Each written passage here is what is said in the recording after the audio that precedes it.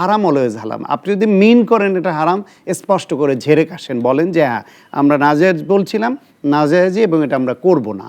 আপনি গিয়ে মোনাজাত করে চলে আসেন। রাষ্ট্রপতিকে এই দুঃসময়ে বিএনপি সাপোর্ট দিয়ে তার মানিজ্যত রক্ষা করেছে। রাষ্ট্রপতিরও উচিত হবে সসম্মানে রিজাইন করা। স্বাগত জানাচ্ছি বলো না বলো অনুষ্ঠানে। আমাদের অনুষ্ঠানে আজকের অতিথি ডাক্তার সায়ন্ত সাকোয়াত। তিনি রাজনীতি পর্যবেক্ষণ করেন, রাজনীতি নিয়ে কথা বলেন এবং তিনি অনেক কিছুই অবতারণা করেন এবং অনেক প্রশ্নের, কঠিন প্রশ্নের সহজ করে উত্তর দেন, সহজ প্রশ্নের কঠিন উত্তর দেন। সায়ন্ত, প্রথমে একটা প্রশ্ন করতে চাই, যে কোনোভাবে চাঁদা নেয়া বা চাঁদা দেওয়ার আদৌ কোনো পার্থক্য আছে কিনা? ডক্টর সায়ন্ত সাকোয়াত কি মনে করে? না, চাঁদা তো চাঁদাই, সেটা সমঝোতায় হোক আর অসমঝোতায় হোক। আর অনেক সময় সমঝোতা না করলে সে ক্ষতির শিকার হতে পারে, তখনও তো সমঝোতা করে।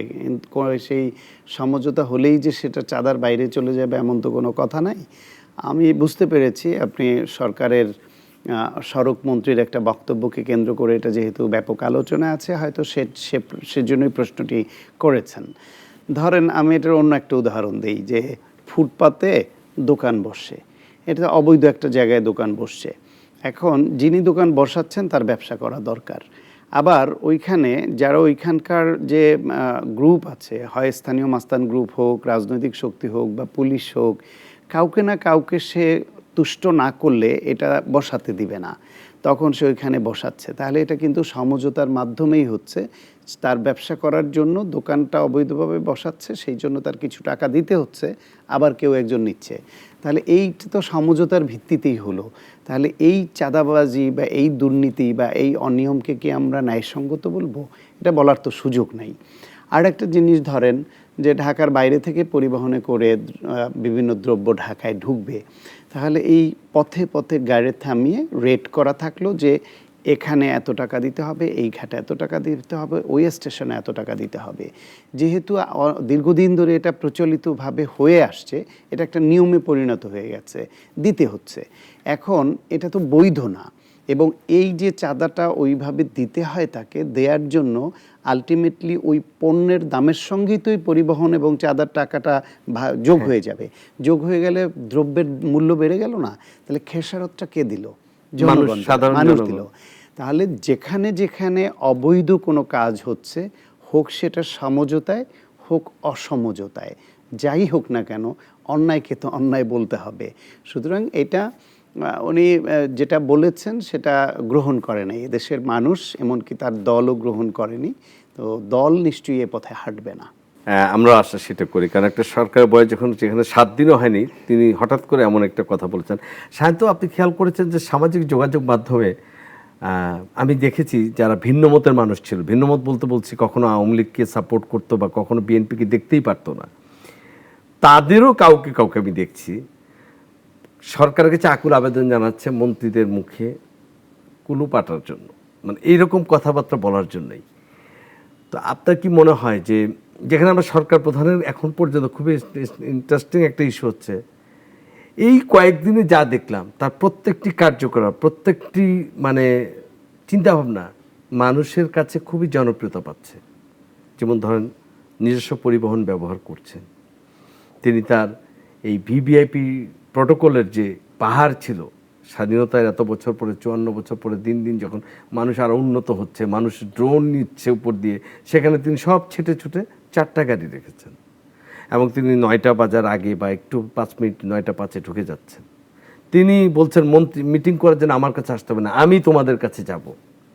এই যে পপুলিস্ট যে জিনিসটা জনগণ যেটা চায়, ট্রাফিক ভিআইপি রোডে বারবার রোড ব্লক না করা, যেখানে তিনি এটা করছেন, ঠিক পক্ষান্তরে যখন কেউ এরকম 1-2জন মন্ত্রী এরকম কথা বলে ফেলেন, সেটাকে পুরো সরকার বা দলের উপরে এটা দায় পড়ে না?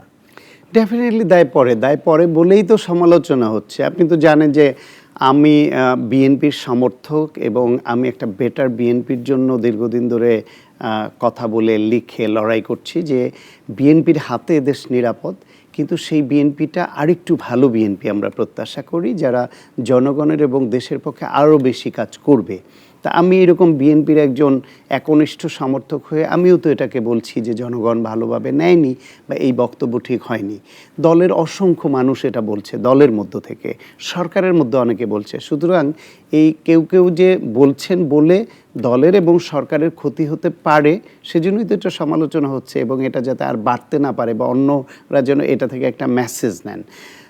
প্রধানমন্ত্রীর আর তারও আগের পদক্ষেপটা আপনি বলেননি, যেটা প্রথম প্রশংসা করিয়েছে, সেটা হলো এই সরকারের মন্ত্রী এবং এমপিরা শুল্কমুক্ত গাড়ি নেবে না, সরকারি প্লট নেবে না। এইটা হচ্ছে সমষ্টিগতভাবে বিশাল একটা সিদ্ধান্ত, সাংঘাতিক। তাহলে এইটা একটা ভালো, তারপরের থেকে সবগুলো পদক্ষেপ ভালো নিচ্ছেন। কিন্তু সমস্যা হলো মানুষ তো কথার দোষেই অনেক কিছু হারায় বা অনেক অর্জন নষ্ট করে দেয়। এটা তো অতীত আছে, কথার দোষে রাজ্য নষ্ট করে ফেলে। সুতরাং কেউ কেউ এরকম আছে যারা একটু বেশি কথা বলতে ভালোবাসেন এবং বেশি কথার মধ্যে কিছু বেফাঁস কথাও চলে আসে, যদিও তাদের গণতন্ত্র পুনরুদ্ধারে অনেক ভূমিকা আছে, ফ্যাসিবাদ বিরোধী লড়াই সংগ্রামে তাদের ত্যাগ আছে, রাষ্ট্র গঠনেও তাদের ভূমিকা আছে। কিন্তু এই যে আগ বাড়িয়ে কিছু কথা বলে, এমন ধরেন এখনো পর্যন্ত যে মন্ত্রী, তার তো কোনো নিজের দুর্নীতিতে সংশ্লিষ্ট হওয়ার বা এরকম নজির তো সামনে আসেনি, বা তিনি হয়তো সেটা করবেনও না।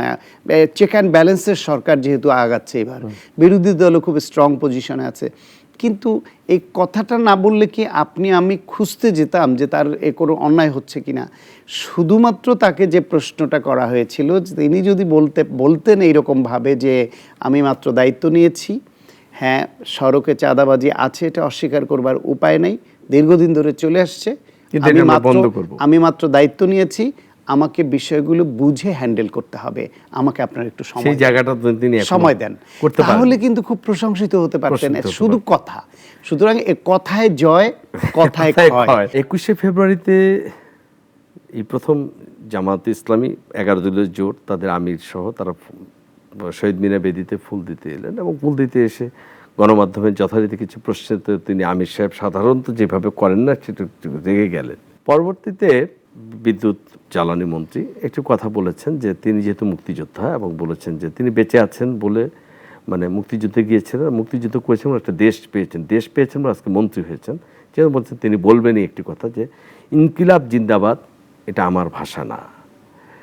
এখন এই প্রশ্নটা লুফে নিয়েছে যাদের কথা আমরা বলছি, তারা তো আসলে বলেছেই তারা পদে পদে বিএনপিকে তারা ধরবে, কিন্তু ধরাটা ভালো, বিরোধী দল শক্তিশালী হলে গণতন্ত্র ভালো হয়। তারা বলছে যে যদি ইনকিলাব জিন্দাবাদ আমার ভাষা না হয়, বাংলাদেশ জিন্দাবাদ কিভাবে আমার ভাষা হয়? একই সাথে তারা বলছেন এই গত 16 বছরের যে সরকারের সামনে একটা বালুর ট্রাক সরাতে পারেন নাই, সর্বশেষ সরকারটাকে সরাতে হয়েছিল ইনকিলাব জিন্দাবাদ বলে, তাহলে ইনকিলাব জিন্দাবাদে একটা আপত্তি কেন? জামায়াতের আমির ফুল দিতে গেছেন, স্বাভাবিকভাবে এই প্রশ্নটা আসবে, কারণ যে জামায়াত ইসলাম শহীদ মিনারে ফুল দেওয়াকে নাজায়েজ মনে করত, তারা হঠাৎ করে এটাকে জায়েজ মনে করলো কেন? এই প্রশ্নটা তো দেশবাসীর মনে জাগবে। সেই প্রশ্নটাই সাংবাদিক করেছেন, করার পরে তিনি যে উত্তর দিয়েছেন সেই উত্তরটাও সন্তোষজনক উত্তর না। সন্তোষজনক না এই জন্য তিনি বলছেন যে রাষ্ট্রীয় আচার পালন করতে আসছে, আমি যেহেতু বিরোধী দলীয় নেতা। তার মানে তারা এখনও নাজায়েজ মনে করে। দল হিসেবে জামায়াত কিন্তু ফুল দিতে আসেনি, দল হিসেবে জামায়াত যেটাকে নাজায়েজ মনে করে, সেই দলের নেতা আচার পালন করতে গিয়ে সেটাকে জায়েজ মনে করে। তা হারাম তো হারামই ভাই, হারাম রে তো আপনি হালাল মনে করার কোনো কারণ নাই। আপনি বাংলাদেশে মদ হারাম, আর ট্রাম্পের সঙ্গে ওইখানে গিয়ে আপনি রাষ্ট্রীয় আচার পালন করতে গিয়ে আপনি একটু শ্যাম্পেন মুখে নিলে সেটা হালাল হবে? সেটা তো হালাল হবে না। হারাম অলওয়েজ হারাম। আপনি যদি মিন করেন এটা হারাম, স্পষ্ট করে ঝেড়ে কাশেন, বলেন যে হ্যাঁ আমরা নাজায়েজ বলছিলাম, নাজায়েজই, এবং এটা আমরা করব না, আপনি গিয়ে মোনাজাত করে চলে আসেন। আর যদি আপনি মনে করেন যে দিচ্ছেন আচার পালন করতে গেলে, না, ইসলাম এত রিজিড ধর্ম না, আপনার মনের খবর তো আল্লাহ জানে যে আপনি এই ফুলটা দিতে যাচ্ছেন নিছক শ্রদ্ধা জানানোর জন্য, আপনি পূজা করছেন না, আপনি শিরক করছেন না, তাহলে সে আল্লাহ আপনার মনের খবর জানে না যে একটা পবিত্র একটা ফুল দিয়ে আপনি একটা শ্রদ্ধার রীতি চালু করেছেন। রীতিটা আপনি চাইলে মানতে পারেন, না মানলে না মানেন আপনি, কিন্তু জায়েজ না জায়েজের কাতারে ফেলবেন, আবার ফুল দিতে আসবেন, সেই জন্য প্রশ্নটা উঠেছে।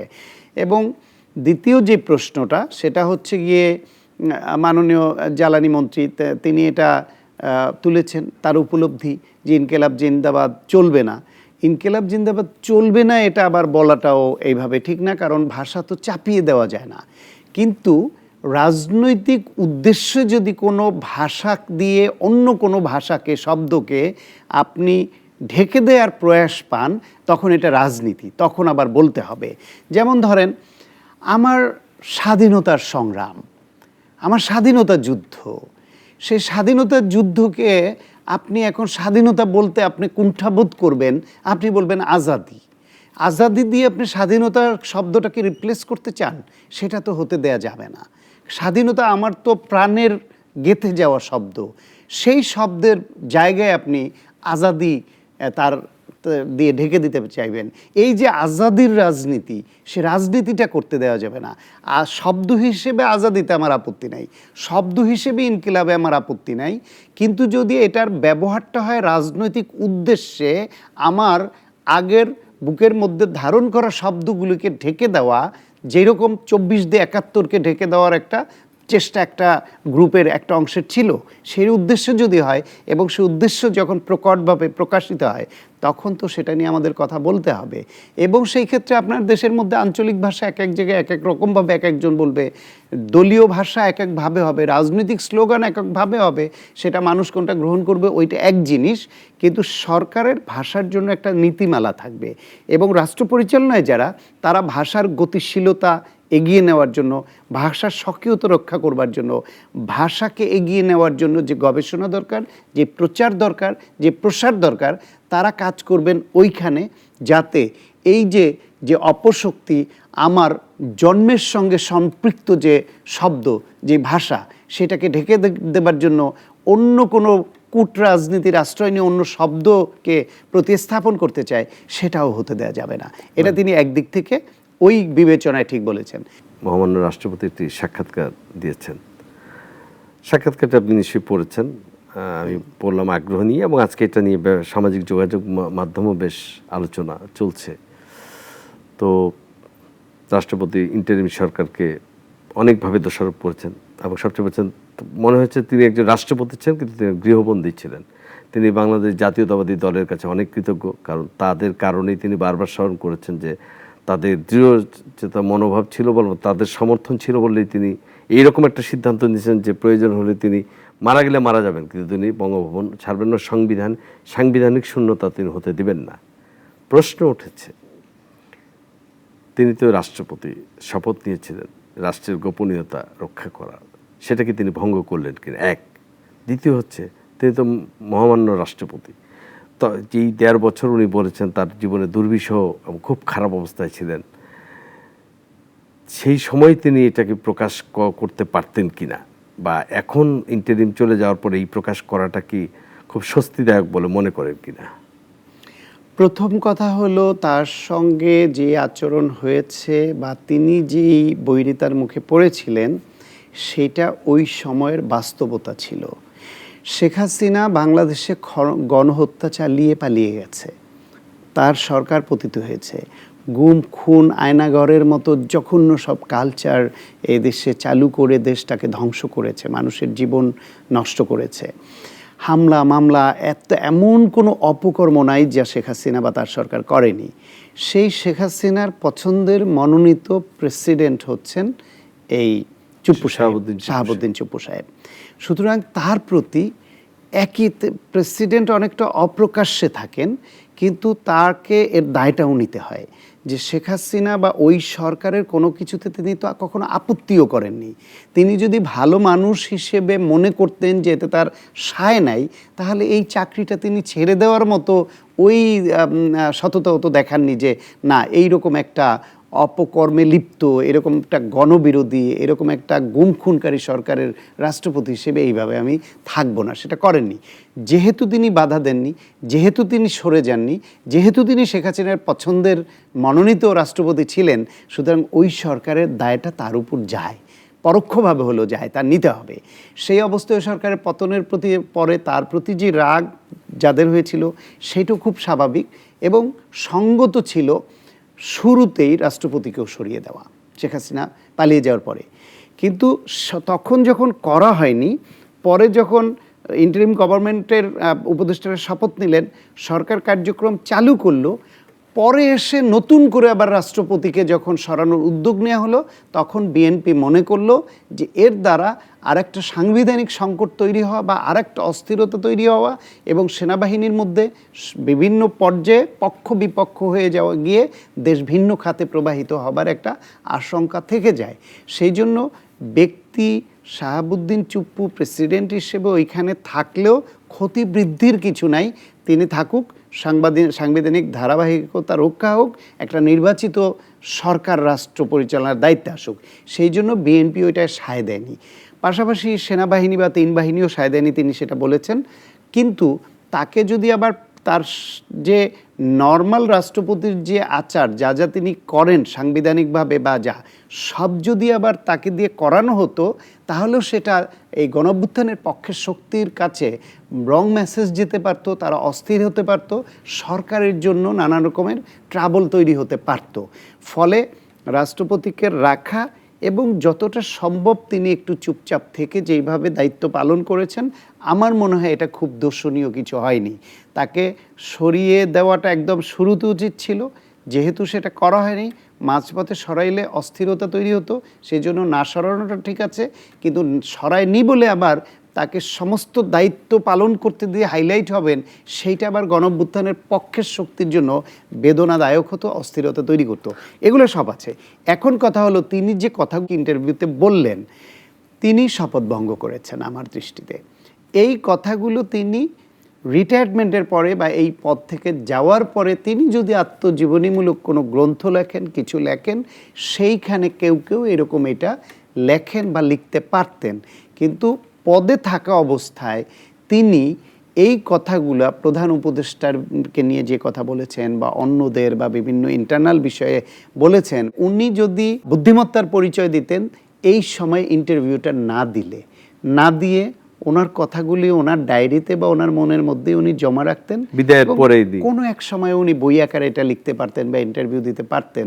কিন্তু এই সময় যে কাজটা উনি করলেন, এইটা করে উনি প্রমাণ করেছেন যে ওই সময় যে ওনাকে যে চুপ রাখা হয়েছিল সেটা সঙ্গত ছিল।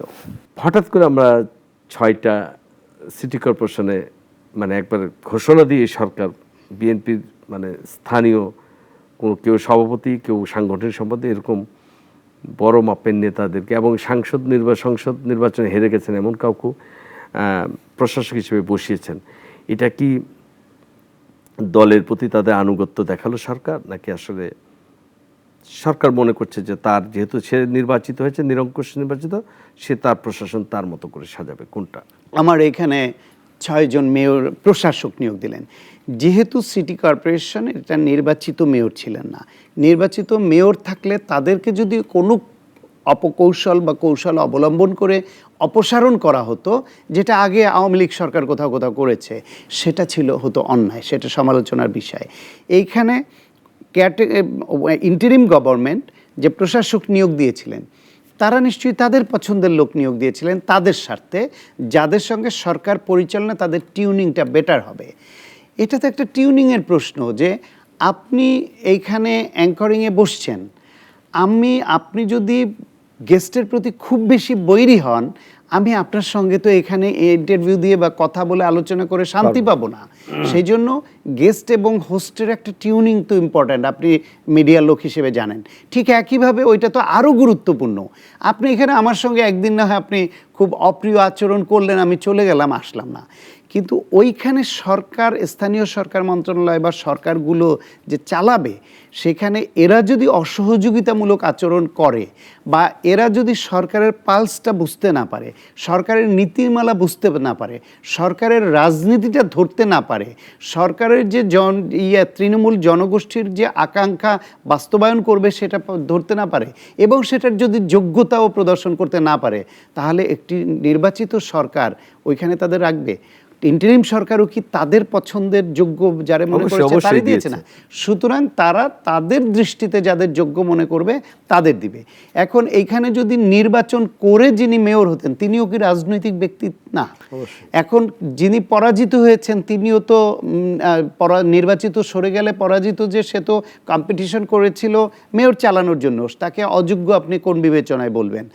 আর যারা এখন পদ দেয়া হয়েছে তাদের মধ্যে অলমোস্ট সবাইকে আমি সিলেটের যিনি তার যোগ্যতা সম্পর্কে বা তিনি কি দায়িত্ব পালন করেছেন জানি না, ঢাকা দক্ষিণের যিনি আব্দুস সালাম বীর মুক্তিযোদ্ধা তিনি ডেপুটি মেয়র ছিলেন, তিনি নেতৃত্ব দিয়েছেন রাজনীতিতে অনেক দিন এবং নানানভাবে তার কার্যক্রম সম্পর্কে আমরা জানি, তিনি এ পদের জন্য যোগ্য। উত্তরের মেয়র যাকে দিয়েছেন তিনি জামায়াতের আমিরের ঘাম ছুটিয়ে দিয়েছেন নির্বাচনে। তারপরে যে জিতে এসেছেন আমির, এটা নিয়েও কানাঘুষা শোনা যায় যে এটা সেক্রেটারি জেনারেল হেরেছেন এবং আমিরকে বিরোধী দলীয় নেতা বানাতে হবে, সেটার জন্য বিশেষ সমঝোতার অংশ কিনা এটা আমি জানি না, আপনিও জানেন না, কিন্তু আকাশে বাতাসে এই কথা ভাসছে। তার মানে যে নেতা নির্বাচন করে ঢাকায় জামায়াতের আমিরকে এই পর্যায়ে ফেলতে পারেন এবং ঘাম ছুটিয়ে দিতে পারেন, এইবার জামায়াতের যে বারবারন্ত সে অবস্থায়, সুতরাং বুঝতে হবে তিনি জনপ্রিয় এবং যোগ্য। আপনি তাকে দিয়ে দেখেন, তিনি যদি অযোগ্য হন, কাজ না পারলে নিশ্চয়ই সরিয়ে দিবে। প্রশাসক তো আর এমন না যে তাকে সরকার চাইলে সরাতে পারবে না।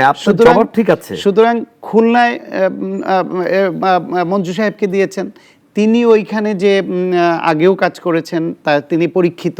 সুতরাং এরকম সব জায়গায় যাকে যেখানে দিয়েছেন, ঠিক আছে, আমার মনে হয় সরকার তার যে টুলসগুলি তো তার ব্যবহার করবে, এটা স্বাভাবিক। তার সুরটা বুঝতে হবে। না, সেটা আপনি সারেন্দা হাতে নেবেন আর সারেন্দায় আপনি সুর তুলতে পারবেন না, তাহলে ওই সারেন্দা দিয়ে আপনি করবেন কি? শোনা যাচ্ছে রাষ্ট্রপতি পরিবর্তন হচ্ছে, যদিও তার মেয়াদ আছে 28 সাল বা মানে পর্যন্ত 29 সাল পর্যন্ত। আপনার কাছে কি মনে হয় রাষ্ট্রপতি আসন্ন, বা তিনি নিজেও অবশ্য বলেছেন, একটা সাক্ষাৎকারে রয়টার্সকে বলেছেন তিনি মানে চলে যেতে চান, থাকতে চান না। আচ্ছা, এই রাষ্ট্রপতির যে মনন, তার ভেতরগত যে চেতনা, তার যে আদর্শিক রাজনৈতিক গঠন, তার যে নিয়োগ, যে প্রক্রিয়া যার হাতে, আপনার কি মনে হয় এর সঙ্গে রাষ্ট্র পরিচালনায় যে বিএনপি সরকার যারা দায়িত্ব নিয়েছে তাদের সঙ্গে ম্যাচ করার কোনো কারণ আছে? কোনো কারণই নেই। যদি তিনি ম্যাচ করে চলতে পারবেন তাহলে বুঝতে হবে আদর্শ বলতে কোনো জিনিস তার মধ্যে ছিল না। বা আমার দৃষ্টিতে আওয়ামী লীগ জঘন্য হতে পারে, কিন্তু তার দৃষ্টিতে তিনি তো আওয়ামী লীগের আদর্শ ধারণ করেন। তাহলে আজকে যদি এই বিএনপি সরকারের সঙ্গে ম্যাচ করে তিনি রাষ্ট্রপতি থাকেন, তাহলে বুঝতে হবে আদর্শ বলতে কোনো বস্তু তার মধ্যে ছিল না। যদি আদর্শ বলতে কোনো বস্তু তার মধ্যে আছে বা ছিল বলে তিনি মনে করেন, তাহলে তারই উচিত হবে সসম্মানে রিজাইন করা এবং এই সরকার তাদের আদর্শের, তাদের ওই যে বললাম সারেন্দায় সুর উঠবে, কিন্তু আপনার যে সুরটা তুলবে সে এবং সারেন্দা দুইটার মধ্যে একটা মিলমিশ থাকতে হবে, না হলে সুর উঠবে না, ক্যাপাবিলিটি থাকতে হবে। সুতরাং এই যে সরকার আসছে, যারা যে কারণে এই যে প্রশাসক 6 জনকে চেঞ্জ করলো, আরও অনেক জায়গায় চেঞ্জ হবে, ভিসি বিভিন্ন জায়গায় আছেন সেখানেও নিশ্চয়ই চেঞ্জ হবে, চিফ প্রসিকিউটর ট্রাইব্যুনালের চেঞ্জ হয়েছে, সব জায়গায় সরকার যদি তার যে অঙ্গীকার বাস্তবায়ন করতে চান, তাহলে ওই অঙ্গীকার কার দ্বারা বাস্তবায়ন হবে, ওই আদর্শ কার দ্বারা বাস্তবায়ন হবে, তাদের কাজটা কার দ্বারা তিনি ইমপ্লিমেন্ট করাতে পারবেন, সেই সিদ্ধান্ত তো সরকারকে নিতেই হবে এবং সেই সিদ্ধান্তেরই একটা অংশ হবে রাষ্ট্রপতিকেও পরিবর্তন করা। সেই ক্ষেত্রে যেহেতু এই রাষ্ট্রপতিকে এই দুঃসময়ে বিএনপি সাপোর্ট দিয়ে তার মানিজ্যত রক্ষা করেছে, রাষ্ট্রপতিরও উচিত হবে সসম্মানে স্বেচ্ছায় রিজাইন দিয়ে অন্য বিএনপির পছন্দের একজন লোককে, পছন্দের বলতে সেটাও কিন্তু নির্বাচনের মাধ্যমে যদি আসে ওইভাবে নিয়োগ দেওয়ার সুযোগ দেওয়া। এই বিরোধী দল বা বিরোধী পক্ষ তারা যেটা বলছে, এই নাসিরুদ্দিন পাটোয়ারি বলছে, হাসনাত তুই কোথায়, আওয়ামী লীগ অফিস কার্যালয় খুলতেছে, তোকেই লাগবে, এরকম কিছু হচ্ছে। বিভিন্ন জায়গায় আওয়ামী লীগের কার্যালয় খুলছে। আপনার কাছে কি মনে হয় যে আমি বলছি যে আওয়ামী লীগের তার রাজনীতি স্বাভাবিকভাবে ফিরে আসার কোনো সম্ভাবনা আছে?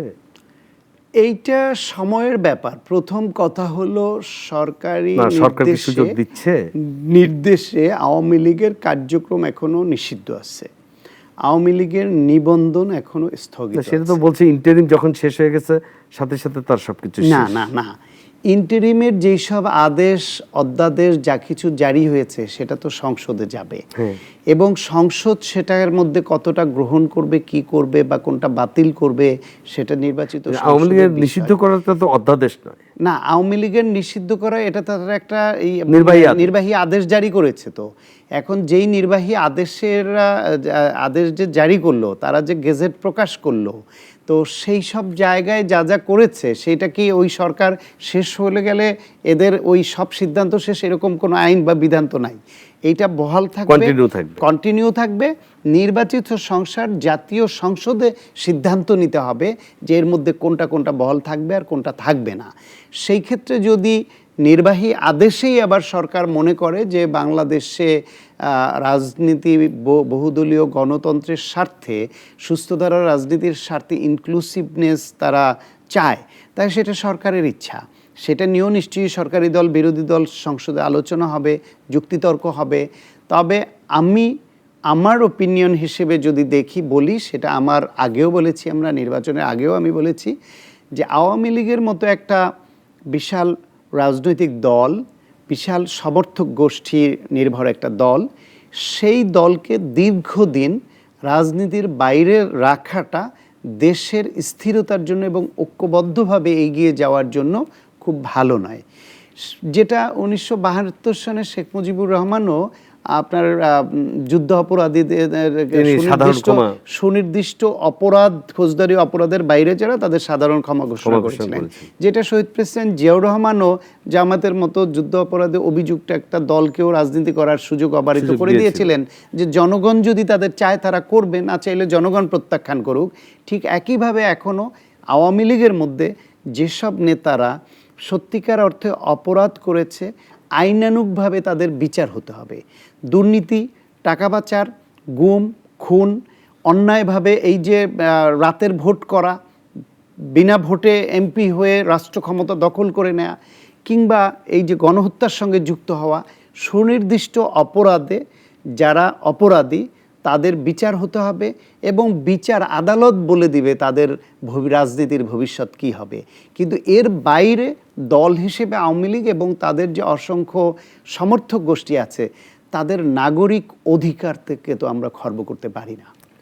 যাই হোক শান্ত অসংখ্য ধন্যবাদ আমাদের অনুষ্ঠানে আসার জন্য আর আজ এরই সাথে শেষ করছি আজকের অনুষ্ঠান দর্শক আমরা দীর্ঘদিন পরে অনেক টানাপোড়েনের পর একটি নির্বাচিত সরকার পেয়েছি ইতিমধ্যে আমাদের নির্বাচিত সরকারের কয়েকটি কার্যদিবস দেখেছি অনেকাংশে জনগণ খুশি অনেকাংশে জনগণ অপেক্ষা করছে অনেক আলোচনা উঠছে আবার আলোচনা নতুন নতুন করে স্বপ্ন দেখছে মানুষ আর আমরা এরই মধ্যে দিয়ে এগিয়ে যেতে চাই নতুন এক বাংলাদেশের স্বপ্ন দেখতে চাই নতুন বাংলাদেশ নির্মাণ করতে চাই আজকে এই পর্যন্তই ভালো থাকুন সুস্থ থাকুন দেখা হবে আগামী অনুষ্ঠানে নতুন কোনো অতিথির সাথে।